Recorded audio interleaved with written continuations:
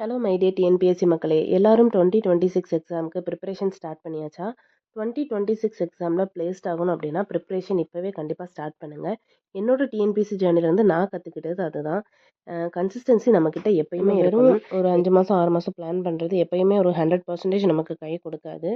So அதை நான் என்னோட ஜேர்னியில் சேஞ்ச் பண்ணிக்கணும்னு நினச்சேன். ஏன்னா எப்பயுமே ஒரு எக்ஸாமுக்கு அப்புறம் நல்ல ஒரு கேப் விட்டுவேன். அதுக்கப்புறம் ஒரு 5 மாதம் படிப்பேன், அப்புறம் கேப் விட்டுருவேன். இந்த கேப் பார்த்தீங்கன்னா மறந்துரும். மறுபடியும் நமக்கு தெரிஞ்சத ரொம்ப டைம் எடுத்து படிக்க வைக்கும். இந்த மாரி நெறைய ஸ்ட்ரகிள்ஸ் அதில இருக்கு. ஸோ அது இனிமே வராம பார்த்துக்கணும் அப்படின்னு சொல்லி நான் நெனச்சேன். ஸோ அதுக்காக இந்த எக்ஸாம் முடிஞ்சதுமே மறுபடியும் படிக்க ஆரம்பிச்சேன். இதனால பார்த்தீங்கன்னா, ஒரு கன்டினியூட்டி நம்மகிட்ட இருந்துட்டே இருக்கும்.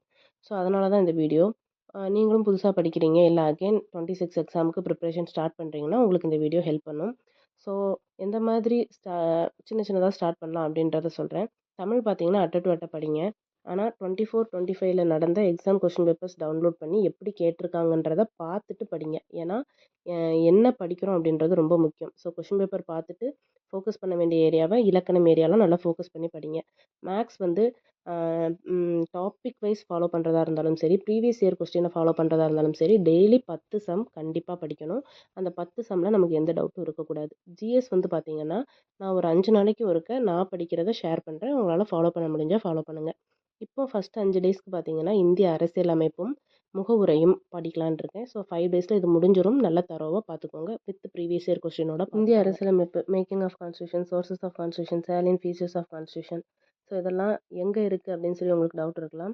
ஆல்ரெடி பாலிட்டிக்கு நான் வேர் டு ஸ்டடி குரூப் 4 டைமே கொடுத்துருப்பேன். அது அந்த வீடியோவோட லிங்க்கை நான் டிஸ்கிரிப்ஷனில் இல்லைன்னா ஃபஸ்ட் கமெண்ட்டில் பின் பண்ணுறேன். அதில் பார்த்துக்கோங்க.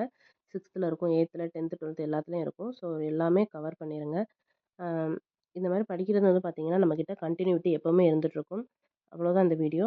ஸோ படிக்க ஸ்டார்ட் பண்ணுங்கள். படிக்கிறவங்களோட ஃப்ரெண்டுக்கும் இந்த வீடியோ யூஸ்ஃபுல்லாக இருக்கும்னு நினச்சிங்கன்னா ஷேர் பண்ணுங்கள். இதே மாதிரி இன்னொரு வீடியோவில் நான் உங்களை சந்திக்கிறேன். பாய்.